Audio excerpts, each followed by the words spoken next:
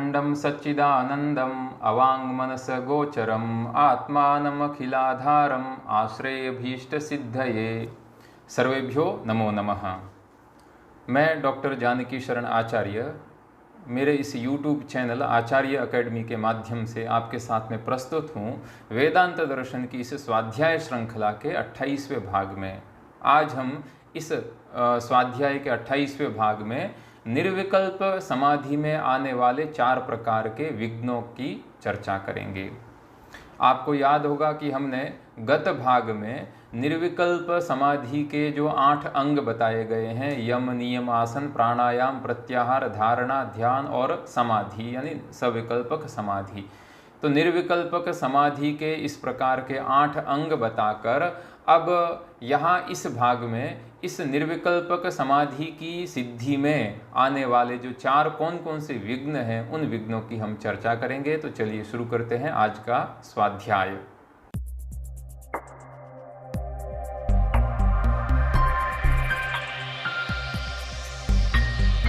अब ग्रंथकार यहाँ ऐसा कह रहे हैं कि एवं अस्य अंगिनो निर्विकल्पकस्य लय विक्षेप कषाय रसास्वाद लक्षणाः चत्वारो विघ्नाः भवन्ति। यानी ये जो यम आदि उक्त अंगों से युक्त जो निर्विकल्पक समाधि है, उस समाधि में 4 विघ्न होते हैं। लय, विक्षेप, कषाय और रसास्वाद, ये 4 विघ्न होते हैं। आपको याद होगा कि समाधि के पहले 2 भेद बताए जा चुके हैं, एक सविकल्पक समाधि और दूसरी निर्विकल्पक समाधि। इनमें सविकल्पक समाधि में अखंड वस्तु के भान के साथ में विकल्प यानी अन्य वस्तु का भी ज्ञान होता रहता है, किंतु निर्विकल्पक समाधि में किसी अन्य वस्तु का भान नहीं होता है। अतएव निर्विकल्पक समाधि अंगी होता है और सविकल्पक समाधि है वह उसका अंग होता है। निर्विकल्पक समाधि है, उस समाधि की सिद्धि में यम आदि 7 जो अंग हैं, उन 7 अंगों की सिद्धि से, 7 अंगों की सिद्धि से सविकल्पक समाधि की सिद्धि होती है और सविकल्पक समाधि सहित इन 7 अंगों की सिद्धि से निर्विकल्पक समाधि की भी प्राप्ति होती है।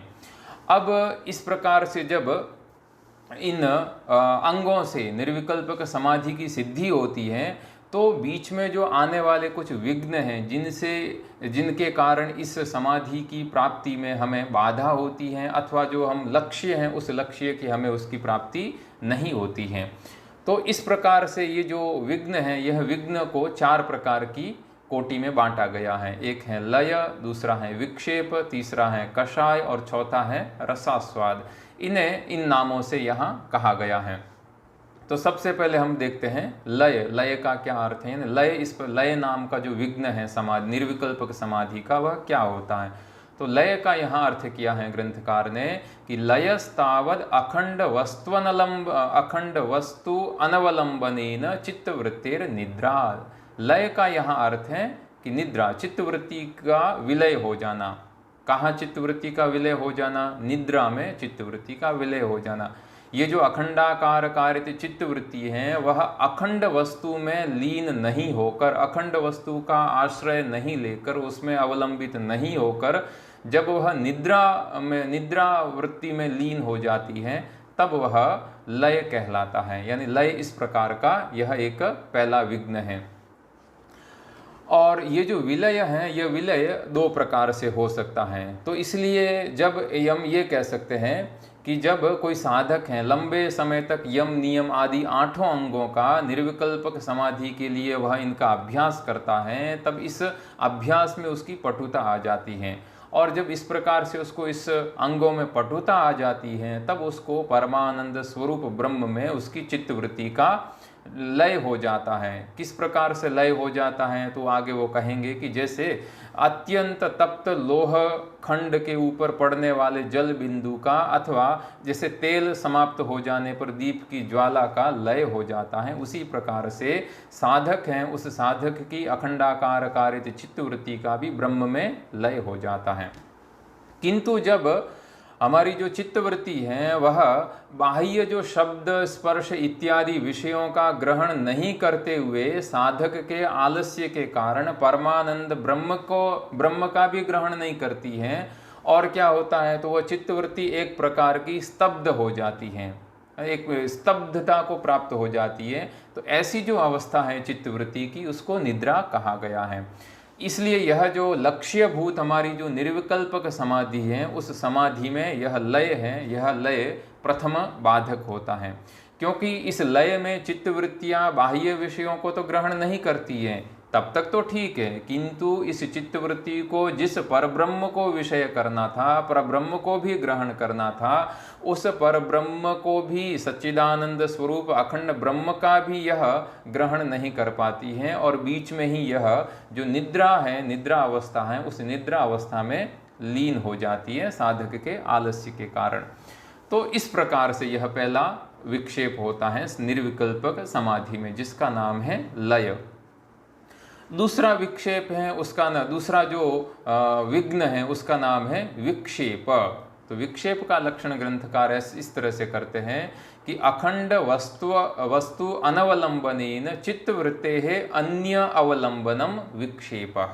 इसका क्या अर्थ है, आप यहाँ चित्र में देख पा रहे हैं कि पहला जो चित्र है उसमें समाधि, निर्विकल्प समाधि के 4 विघ्न कहे हैं। फिर दूसरे चित्र में जो अखंडाकार कारित जो चित्तवृत्ति है, उसका लक्ष्य तो सच्चिदानंद स्वरूप ब्रह्म था, किंतु उस लक्ष्य भूत ब्रह्म में यह अखंडाकार कारित चित्तवृत्ति नहीं जाकर, वहाँ उसका ब्रह्म का अवलंबन नहीं लेकर निद्रा अवस्था में वह अपने आश्रय को स्वीकार कर लेती है, यानी निद्रा, उस चित्तवृत्ति में निद्रा हो जाती है। तो यह पहला विघ्न हो गया है लय। और विक्षेप में क्या होता है कि चित्तवृत्ति अखंडाकारकारिता, चित्तवृत्ति सच्चिदानंद स्वरूप ब्रह्म का भी ग्रहण नहीं करती है और बाह्य शब्दादि विषयों का भी ग्रहण नहीं करके अन्य विषयों का ग्रहण करने लग जाती है, यानी अन्यत्र उसका आलंबन हो जाता है, वह होता है विक्षेप। तो ये जो विक्षेप है, यह निर्विकल्पक समाधि में, समाधि की सिद्धि में दूसरा बड़ा बाधक है। तो इसमें यही होता है कि जब साधक संसार के विभिन्न विषयों में दौड़ लगाने वाली जो चित्तवृत्ति को समेटने का प्रयास करता है, तो संसार के एक एक विषय से परांगमुख करने का वह उस चित्तवृत्ति को अलग करने का प्रयास करता है, किंतु उस बाह्य सांसारिक विषयों से परांगमुख की हुई चित्तवृत्ति को कहाँ प्रतिष्ठित करना है यह वह भूल जाता है, अथवा वह अखंडाकार कारित चित्तवृत्ति को सच्चिदानंद ब्रह्म में प्रतिष्ठित नहीं कर पाता है। फलतः क्या होता है कि चित्तवृत्ति अखंड वस्तु का ग्रहण नहीं करके, अखंड वस्तु को नहीं पकड़ करके किसी अन्य वस्तु का ग्रहण कर लेती है। तो ऐसा होने पर अखंड ब्रह्म के अनुभव स्वरूप लक्ष्य की प्राप्ति अवरुद्ध हो जाती है, और इस प्रकार से यह जो विक्षेप है, यह विक्षेप भी समाधि की सिद्धि में दूसरा बड़ा बाधक होता है। ये 2 विक्षेप, 2 यहाँ विघ्न ग्रंथकार ने बताए। अब तीसरा विघ्न निर्विकल्पक समाधि में जो आता है उसका नाम है कषाय। कषाय का लक्षण क्या है, तो कहा लय विक्षेपा भावेपि चित्तवृत्ते रागादि वासनया स्तब्धि भावात अखंड वस्तु अनवलंबनम कषाय। ऐसा कहा कि जो कषाय है यह भी निर्विकल्पक समाधि में तीसरा बाधक है, कषाय नाम का विघ्न भी।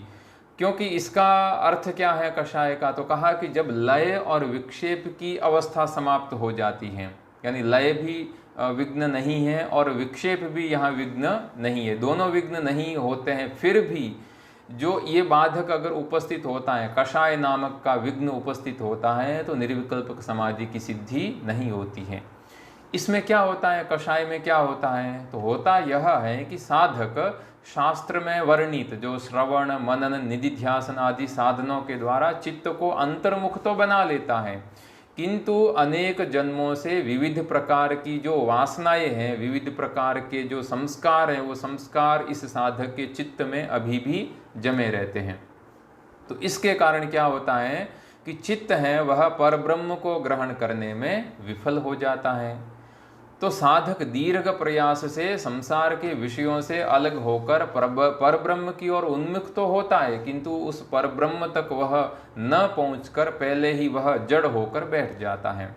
तो चित्त पुरुष, ये जो इस प्रकार का जो पुरुष है यानी कषाय नाम का जो विघ्न है, तो इस विघ्न से युक्त चित्त वाला जो साधक है, उस साधक की अवस्था हम ऐसे पुरुष से हम कर सकते हैं कि जैसे कोई व्यक्ति है, वह राजा के दर्शन के लिए अपने घर से निकल कर बहुत सारे विघ्नों को पार करके राजभवन में पहुंच तो जाता है, किंतु द्वारपाल के रोक देने पर वहीं ठहर जाता है, न आगे लौट पाता है न पीछे वापस न तो आगे वह बढ़ पाता है न पीछे लौट पाता है। ये एक तरह से वो किंग कर्तव्य विमूढ़ की अवस्था को प्राप्त हो जाता है। उसी प्रकार से जब लय और विक्षेप का अभाव होने पर भी चित्त वृत्ति है वह रागादि वासना के द्वारा स्तब्धि भाव को प्राप्त होकर अखंड वस्तु का आलंबन नहीं करती है, केवल स्तब्ध हो जाती है, जड़ भाव को प्राप्त हो जाती है। इस प्रकार का जो विघ्न है उसको कषाय कहा गया है। तो यह भी एक प्रकार का विघ्न है निर्विकल्पक समाधि की प्राप्ति में। चौथा क्या विघ्न है? उस विघ्न का नाम है रसास्वाद, रसस्य आस्वादनम। यानी साधक है वह पर सच्चिदानंद स्वरूप परब्रह्म के अखंड रस का आस्वादन नहीं करके किसी अन्य रस का आस्वादन कर लेने लगता है। वेदांत सारकार ने रसास्वाद नामक विघ्न का लक्षण इस प्रकार से बताया है। हम देखते हैं, वो कहते हैं कि अखंड वस्तु अनवलंबनेनापि चित्त वृत्ते सविकल्पक आनंद आस्वादनम रसास्वाद, आनंदस्य आस्वादनम। यानी इसका क्या अर्थ हुआ है कि ये जो निर्विकल्पक समाधि की सिद्धि में रसास्वाद है वह चौथा विघ्न है। यानी जब साधक संसार के बाह्य विषयों से चित्तवृत्ति को हटाकर उससे अखंड वस्तु को ग्रहण करने का प्रयास करता है, तो कभी कभी ऐसा होता है कि चित्तवृत्ति अखंड ब्रह्म को ग्रहण न करके सविकल्पक समाधि का जो आनंद है उसमें ही वह रसास्वादन करने लग जाती है। तो ये उसकी ये जो इस तरह का जो साधक की चित्त की अवस्था है, इसकी तुलना हम ऐसे मनुष्य से कर सकते हैं कि जैसे जो कोई भाई किसी भूखंड में गुप्त रूप से रखी हुई जो धनराशि है, उस धनराशि को प्राप्त करने का प्रयास तो करता है, किंतु उस धनराशि के रक्षक उस पर आक्रमण कर देते हैं, तो वह उस आक्रमण से अपनी रक्षा करने का प्रयास करता है। और यदि वह उस आक्रमण से अपनी रक्षा करने में समर्थ भी हो जाता है, तो भी लक्ष्यभूत धनराशि के प्राप्त न होने पर भी उस आक्रमण से सुरक्षित होने में ही अपने आप को वह धन्य समझता है। ठीक इसी प्रकार से साधक जब अखंड ब्रह्म को ग्रहण न करने से जो नित्य शाश्वत आत्मानंद का आस्वादन नहीं कर पाता, किंतु संसार के जो विषमय विषयों से भी परांगमुख होने की उसको परम शांति मिलती है, इसको ही वह ब्रह्मानंद मान बैठता है। यानी सविकल्पक समाधि के आनंद को ही वह ब्रह्मानंद मान बैठता है और उसी में उसको ब्रह्मरस की अनुभूति होने लगती है, ऐसा वो मानता है। तो इस प्रकार के साधक की यह जो अवास्तविक जो रसानुभूति है, इसका ही नाम रसास्वाद नाम का विघ्न है। इससे भी जो निर्विकल्पक समाधि है वह बाधित होती है और साधक को इस विघ्न का सामना निर्विकल्प समाधि के आरंभ के समय में ही उसको हो जाता है, क्योंकि सविकल्पक समाधि में जिस आनंद का अनुभव उसे प्राप्त होता है वह उसे छोड़ नहीं पाता है। इसलिए इस प्रकार के ये जो निर्विकल्पक समाधि की सिद्धि के लिए यह आवश्यक है कि इन चारों विघ्नों के संबंध में जो साधक है वह सतत सावधान रहे। किसी भी प्रकार का जो विघ्न है वह विघ्न उसको अपने लक्ष्य की प्राप्ति से च्युत नहीं कर सके, इस विषय में साधक को सतत जागरूक रहना चाहिए। इस प्रकार से ये जो चार प्रकार के विघ्न ग्रंथकार ने बताए। अब विघ्न इस प्रकार के बताने के बाद में अब ग्रंथकार इस तरह से कह रहे हैं कि जब इस प्रकार के चारों विघ्न अगर नहीं होते हैं निर्विकल्पक समाधि में, तो तब उस साधक की चित्तवृत्ति कैसे होती है? तो उस साधक की चित्तवृत्ति की उपमा एक निर्वाप स्थान में रखे गए दीपक की तरह दी गई है, वायु रहित स्थान में रखे गए दीपक की लौ की तरह दी गई है। हम पढ़ते हैं ग्रंथकार क्या कहते हैं।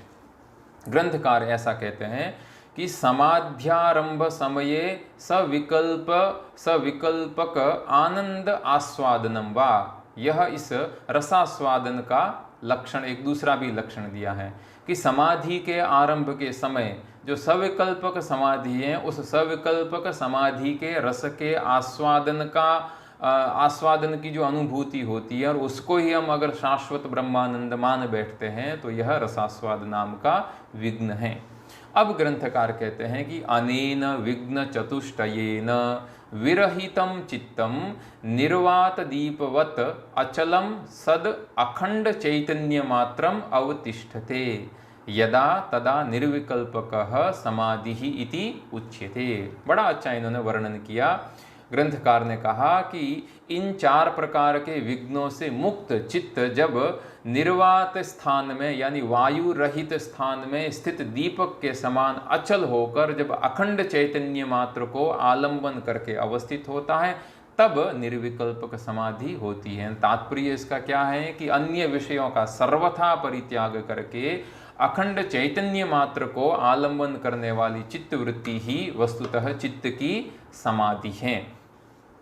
तो इस प्रकार से यहाँ ग्रंथकार ने 4 प्रकार के विघ्न भी बताए और 4 प्रकार के विघ्नों में आने वाले जो उन विघ्नों को किस प्रकार से हम दूर कर सकते हैं इसका भी ग्रंथकार ने वर्णन किया। और भी जो विवेक चूड़ामणि, पंचदशी इत्यादि जो ग्रंथ हैं उन ग्रंथों में और विस्तार से किस प्रकार से साधक को निरंतर अपने लक्ष्य की प्राप्ति के लिए प्रयासरत रहना चाहिए इसके विषय में बड़े अच्छे अच्छे उदाहरण देकर बताए गए हैं।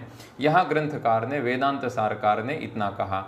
अब इस प्रकार से ये जो विघ्न चतुष्टय से रहित जो निर्विकल्पक समाधि है उस समाधि में ये जो अगर विघ्न आते रहते हैं तो साधक को क्या करना चाहिए इसके विषय में ग्रंथकार ने फिर कहा।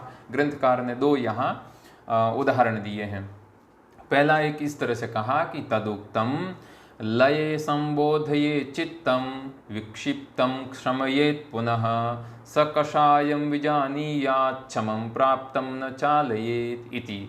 क्या इसका अर्थ है कि लये संबोधयेत चित्तम की कहाँ भी गया है कि जब लय नाम का विघ्न होता है तब चित्त को संबोधन करना चाहिए। चित्त को कहना चाहिए कि तुम्हारा लक्ष्य क्या है और तुम कहाँ किस वस्तु का आलंबन कर रहे हो। चित्त को संबोधित करना चाहिए। और विक्षिप्तम क्षमयेत पुनः, और अगर विक्षेप नाम का विघ्न है तो चित्त का फिर से शमन करना चाहिए। उसको फिर अन्य विषय में अगर चित्त ने आलंबन कर लिया है तो वहाँ से हटाकर फिर से वापस उसको अखंड चैतन्य की ओर उसको लगाना चाहिए। स कषायम विजानीयात, और अगर कषाय युक्त चित्त हो गया है तो उसकी जानकारी प्राप्त करनी चाहिए। और क्षम प्राप्तम न चालयेत, और क्षम प्राप्त जो चित्त है उसको विचलित नहीं होने देना चाहिए। वो जहाँ लग गया है बस जिस अखंड वस्तु में वह लग गया है अखंड ब्रह्म में वहीं उसको लगे रहना चाहिए। यानी उस अवस्था में जो रस का अनुभव नहीं करना चाहिए, यानी सविकल्पक समाधि में प्राप्त होने वाले रस का आस्वादन साधक को नहीं करना चाहिए। उसको वहाँ निसंग होकर उसको निर्विकल्पक समाधि के लक्ष्यभूत जो निर्विकल्पक समाधि है उसकी प्राप्ति के लिए प्रयासरत रहना चाहिए। इस तरह से कहा। और फिर ग्रंथकार ने और कहा कि नास्वादयेद रसम तत्र निसंगः प्रज्ञया भवेत, और ये उस अवस्था में निर्विकल्पक समाधि की अवस्था में न आस्वादयेत रसम, जो सविकल्पक समाधि का रस आ रहा है, रस की प्राप्ति हो रही है, उसका अनुभव नहीं करना चाहिए। और निसंगः प्रज्ञया भवेत, और उसको साधक को निसंग होकर प्रज्ञा से युक्त होना चाहिए अपने लक्ष्य की प्राप्ति के लिए। और भी कहा है कि यथा दीपो निवातस्थो निंगते सोपमा स्मृतः, और कहा भी गया है कि यथा दीपः निवातस्थ, जैसे वायु शून्य स्थान में विद्यमान जो दीप है वह कंपित नहीं होता है, वही उपमा अखंड चैतन्य मात्र अवस्थित चित्त की भी मानी गई है। इस प्रकार से ग्रंथकार ने यहाँ ये जो किस प्रकार से 4 विघ्न आए, इन चारों विघ्नों का शमन भी करते रहना चाहिए साधक को अपने लक्ष्य की प्राप्ति के लिए। तो आज हमारा जो पाठ है, इस पाठ में हमने निर्विकल्पक समाधि में आने वाले 4 विघ्नों का हमने वर्णन किया, और उन 4 विघ्नों का निवारण भी किस प्रकार से करना चाहिए, उनकी निवृत्ति के उपाय भी यहाँ वेदांत सारकार ने किस प्रकार से बताए हैं, इस विषय में हमने चर्चा की है। आज हम अपने पाठ का यहीं विराम करते हैं। इसके बाद में हमारे इस वेदांत सार के 2 और पाठ होंगे। आप सभी इस स्वाध्याय की श्रृंखला से जुड़े हुए हैं। अगर आपको ये पाठ अत्यंत उपयोगी लग रहे हैं और आप इन पाठों को और भी दूसरे लोगों तक, जिनको इसकी आवश्यकता है, उन तक पहुंचाना चाहते हैं, तो आप इस वीडियो को, इस चैनल को आप दूसरे लोगों तक भी उनको शेयर कर सकते हैं, उनको आप भेज सकते हैं, ताकि इस तरह का जो स्वाध्याय है, इस स्वाध्याय का लाभ उनको भी मिल सके। आप सभी का फिर से बहुत बहुत धन्यवाद। नमो नमः।